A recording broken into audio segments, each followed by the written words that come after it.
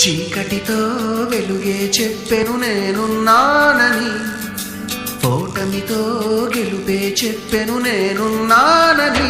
నేనున్నానని నీకే కాదని, నిన్నటి రాతని మార్చేస్తానని.